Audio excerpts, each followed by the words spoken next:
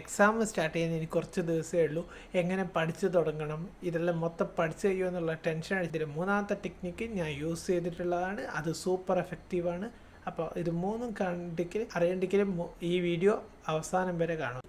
ഒന്നാമത്തെ ടെക്നിക്ക് എന്ന് പറയുന്നത് വളരെ സിമ്പിളായിട്ടുള്ള ടെക്നിക്കാണ്, അതേപോലെ തന്നെ പവർഫുള്ളാണ്. അതായത് കുറഞ്ഞ ദിവസങ്ങൾ കൊണ്ട് കൂടുതൽ പഠിക്കാനായിട്ട് നിങ്ങൾ ഇമ്പോർട്ടൻ്റ് ആയിട്ടുള്ള ചാപ്റ്റേഴ്സ്, അതായത് ഏറ്റവും ഇമ്പോർട്ടൻ്റ് ആയിട്ടുള്ള 20%, അതായത് ടോട്ടൽ 100% നിന്നും ഏറ്റവും ഇമ്പോർട്ടൻ്റ് ആയിട്ടുള്ള 20% പഠിക്കുക. ഇതിന് നിങ്ങൾക്ക് പ്രീവിയസ് ഇയർ ക്വസ്റ്റ്യൻസ് റെഫർ ചെയ്യാം. ആൻഡ് നിങ്ങൾക്ക് ഇമ്പോർട്ടൻ്റ് ആയിട്ടുള്ള പോയിൻറ്റുകൾ ഹൈലൈറ്റ് ചെയ്തിട്ട് പഠിക്കുക. അതായത് നിങ്ങൾ ഒന്ന് ആലോചിക്കുക, അതായത് നിങ്ങളുടെ വീട്ടിലേക്ക് പെട്ടെന്നൊരു ഗസ്റ്റ് കയറി വരുന്നു. ആ സമയത്ത് നിങ്ങൾക്ക് വീട് മൊത്തം വൃത്തിയാക്കാൻ സമയം കിട്ടില്ല. പക്ഷേ നിങ്ങൾക്ക് വീട്ടിലെ ഏറ്റവും ഇമ്പോർട്ടൻ്റ് ആയിട്ടുള്ള ഏരിയാസ് ആയിട്ടുള്ള ഹാള്, പിന്നെ പെട്ടെന്ന് കയറി വരുന്ന ബാത്റൂം, അങ്ങനത്തെയുള്ള ഏരിയാസൊക്കെ നമ്മൾ ക്ലീൻ ചെയ്യുന്നില്ലേ. അതേപോലെ തന്നെ വളരെ കുറഞ്ഞ സമയം മാത്രമേ ഉള്ളൂ. അതായത് വളരെ കുറച്ച് സമയത്തിനുള്ളിൽ ഏറ്റവും കൂടുതൽ പഠിക്കാനുള്ള ടെക്നിക്കാണ് ഇത്. അതായത് 20%, അതായത് ടോട്ടൽ ഉള്ളതിൻ്റെ 20% പഠിച്ചുകൊണ്ട് 80%. അടുത്ത ടെക്നിക്കാണ് അഡ്വാൻസ്ഡ് പ്രോംഡോറോ ടെക്നിക്ക്. അതായത് പ്രോംഡോറോൻ്റെ കുറച്ച് അഡ്വാൻസ്ഡ് ആയിട്ടുള്ള ഒരു ടെക്നിക്കാണ്. അതായത് സ്വതവേ എന്ന് പറഞ്ഞാൽ 25 മിനിറ്റ് പഠിച്ചിട്ട് 5 മിനിറ്റ് റെസ്റ്റ് എടുക്കുകയാണ്. ഇത് ഡബിൾ ചെയ്യാണ്. അതായത് നിങ്ങൾ 50 മിനിറ്റ് ഡീപ്പ് ഫോക്കസ് മോഡിൽ പോയിട്ട് പഠിക്കുക. അതായത് ഒരു മനുഷ്യന് ഓൾമോസ്റ്റ് 20 മിനിറ്റ് വേണം ഡീപ്പ് ഫോക്കസ് എന്ന് പറഞ്ഞ ഒരു മൂഡിലേക്ക് എൻ്റർ ചെയ്യുക. അതായത് ഈ സമയത്തിനുള്ളിൽ നമ്മുടെ തലച്ചോറ് ആ ഒരു ആക്ടിവിറ്റിയിലേക്ക് മുഴുകാൻ എടുക്കുന്ന ഒരു സമയമാണ്. നോർമലി അത് 20% ആണ്.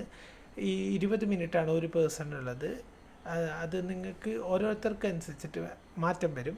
ആൻഡ് നിങ്ങൾ ആ ഒരു ഫ്ലോ മൂഡിൽ എത്തിക്കഴിഞ്ഞാൽ നിങ്ങൾക്ക് എളുപ്പം പഠിക്കാൻ സാധിക്കും. അതിനാണ് ഈ 50 മിനിറ്റ് പഠിക്കുക ആൻഡ് 10 മിനിറ്റ് റെസ്റ്റ് എടുക്കുക. അതായത് കൃത്യമായിട്ട് ബ്രെയിനിന് റെസ്റ്റ് കൊടുക്കാൻ ശ്രദ്ധിക്കുക. അതായത് കണ്ടിന്യൂസ് ആയിട്ട് 50 മിനിറ്റ് പഠിച്ചതിന് ശേഷം 10 മിനിറ്റ് റെസ്റ്റ് കൊടുക്കുക. റെസ്റ്റ് കൊടുക്കുക എന്ന് പറഞ്ഞാൽ മൊബൈൽ എടുത്ത് ഇതാക്കരുത്. കുറച്ച് സമയം നമ്മൾ ഫ്രീ ആയിട്ട് ഇരുന്നിട്ട് തന്നെ റെസ്റ്റ് കൊടുക്കുക. ഓക്കെ, വേറെ അത്രയും ടൈം സ്ക്രോൾ ചെയ്യാൻ നിന്നാലും ഇതാക്കാൻ നിന്നാലും അതൊരു റെസ്റ്റായിട്ട് കാൽക്കുലേറ്റ് ചെയ്യില്ല. ആ സമയത്ത് നമ്മുടെ ബ്രെയിൻ ആക്ടിവേറ്റ് ആയിരിക്കും.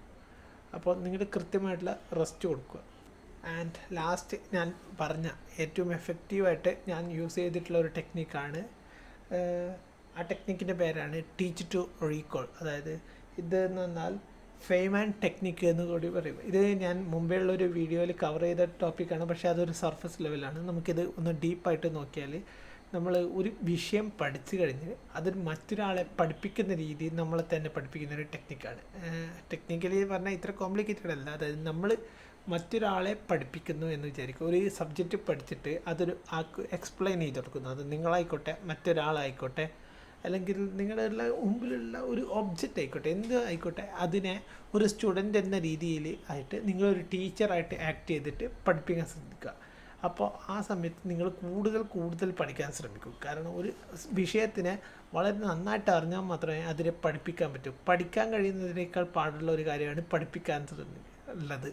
അപ്പോൾ ഇത്രയും ഇതാകുമ്പോൾ നിങ്ങൾക്ക് തന്നെ മിസ്റ്റേക്സ് മനസ്സിലാവും. അപ്പോൾ അത് നിങ്ങളത് തിരുത്തി മുന്നോട്ട് പോകാൻ നിങ്ങൾക്ക് കുറഞ്ഞ ടൈം കൊണ്ട് തന്നെ സാധിക്കും. അതുകൊണ്ടാണ് ഈ ടെക്നിക്ക് ഏറ്റവും എഫക്റ്റീവായിട്ടുള്ളത്. ആൻഡ് ഈ 3 ടെക്നിക്ക് ഉപയോഗിച്ചാൽ നിങ്ങൾക്ക് അത്യാവശ്യം നല്ലൊരു സ്കോർ വളരെ കുറഞ്ഞ സമയത്തിനുള്ളിൽ നേടിയെടുക്കാൻ പറ്റും.